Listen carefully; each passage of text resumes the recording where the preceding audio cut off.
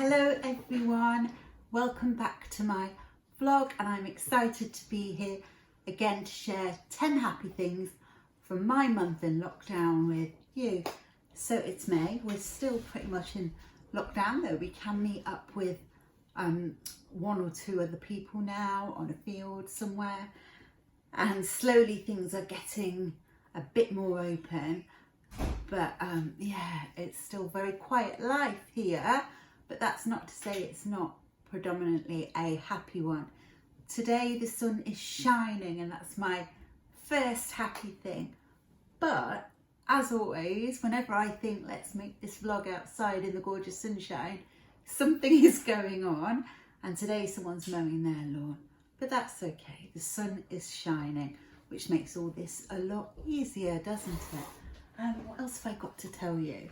Well, lots of things really. I have been watching a great series on TV called Race Across the World. I don't know if you've watched it or not, but I have to hugely recommend it to you. We're watching it on catch up, and basically these couples, so it could be a pair of friends or dad and son, sisters, whatever, have to get across the world with a really limited budget, and it's about all their adventures on the way. Actually, it's a race, they're all against each other.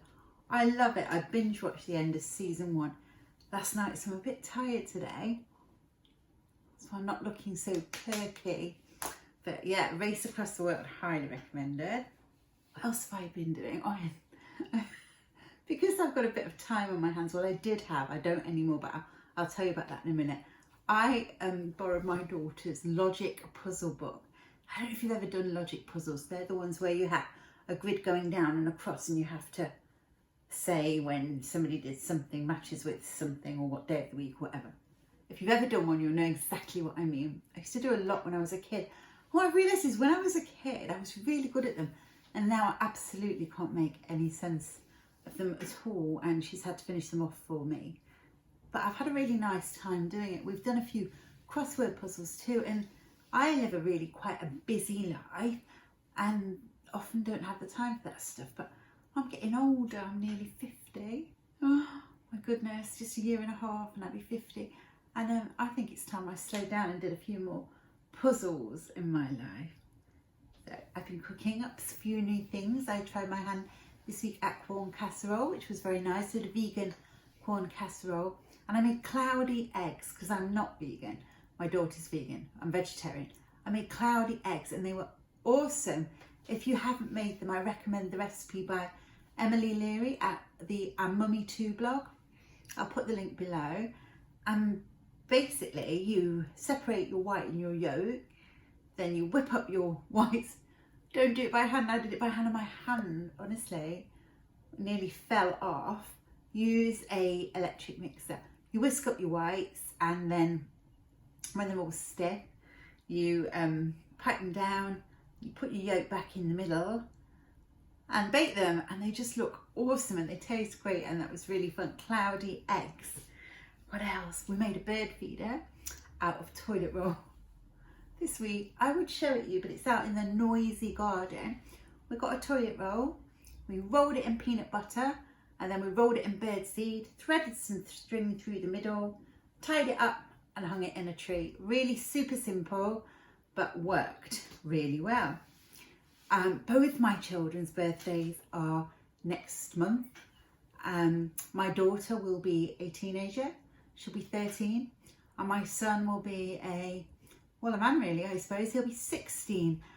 So 2 significant birthdays. I'm really aware that time's passing pretty quickly, and there's a lot to think about. But anyway, in the meantime, there are parties and such different kids. My daughter's very sociable, and she wants us to camp out overnight. She wants an online party with one set of friends, an online party with another. She wants to meet grandparents for afternoon tea, and another friend for breakfast. Social distancing on the park.